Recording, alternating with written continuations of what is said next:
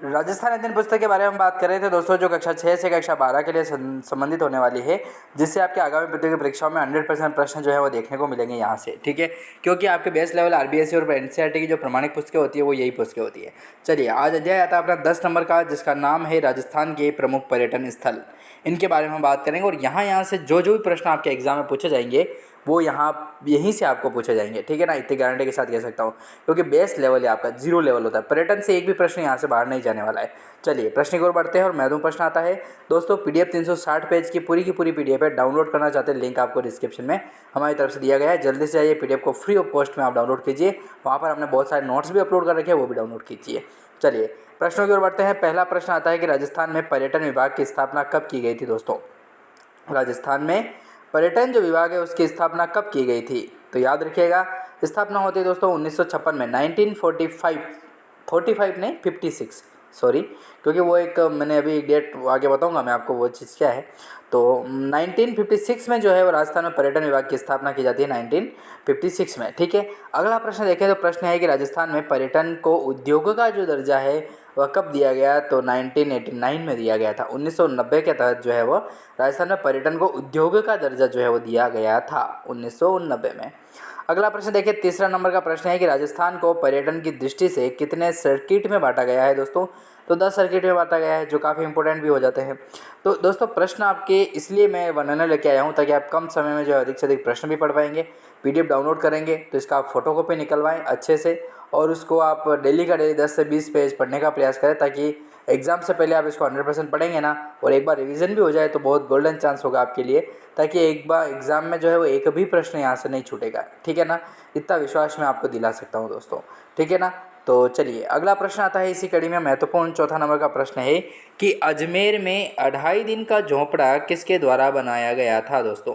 अजमेर में 2.5 दिन का जो झोंपड़ा है वह किसके द्वारा बनाया गया, तो ऐबक के द्वारा बनाया गया, कुतुबुद्दीन ऐबक। क्या नाम है, कुत्तू नहीं, कुतुबुद्दीन ऐबक। हाँ, कुत्तू, डोजी नहीं, डोगी अभी चल रहा है बहुत खतरनाक। अगला प्रश्न पांचवा, 2.5 दिन का झोपड़ा में किस मुस्लिम पीर का उर्स आयोजित होता है दोस्तों। 2.5 दिन का जो झोंपड़ा है उसके तहत एक मुस्लिम पीर जो है उनका उर्स अर्थात मेला लगता है। मेला तो क्या कह सकते हैं, इनको अपन उर्स ही कहते हैं। तो मुस्लिम पीर का जो उर्स है वह लगता है पंजाब शाह का। पंजाब शाह नाम देखिए, पंजाब शाह, उनका जो है वह 2.5 दिन का झोपड़ा जो है मुस्लिम पीर जो है इनका आयोजित होता है पंजाब शाह का, ठीक है। चलिए, हाँ, इनका नाम है पंजाब शाह जी, ठीक है। चलिए, इसी कड़ी में अगला प्रश्न, जय हो।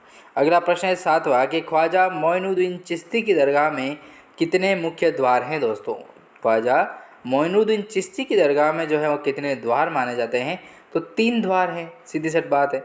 3 द्वार जो है वो माने जाते हैं ख्वाजा मोइनुद्दीन चिश्ती की दरगाह में, द्वार जो है वो 3 हैं, ठीक है। हाँ, अजमेर के सूफी संत थे ख्वाजा मोइनुद्दीन चिश्ती।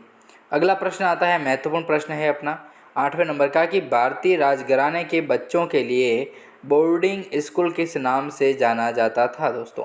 भारतीय राजघराने के बच्चों के लिए जो बोर्डिंग स्कूल हुआ करता था उसको किस नाम से जानते थे, तो मेयो कॉलेज के नाम से जानते थे, मेयो कॉलेज, ठीक है।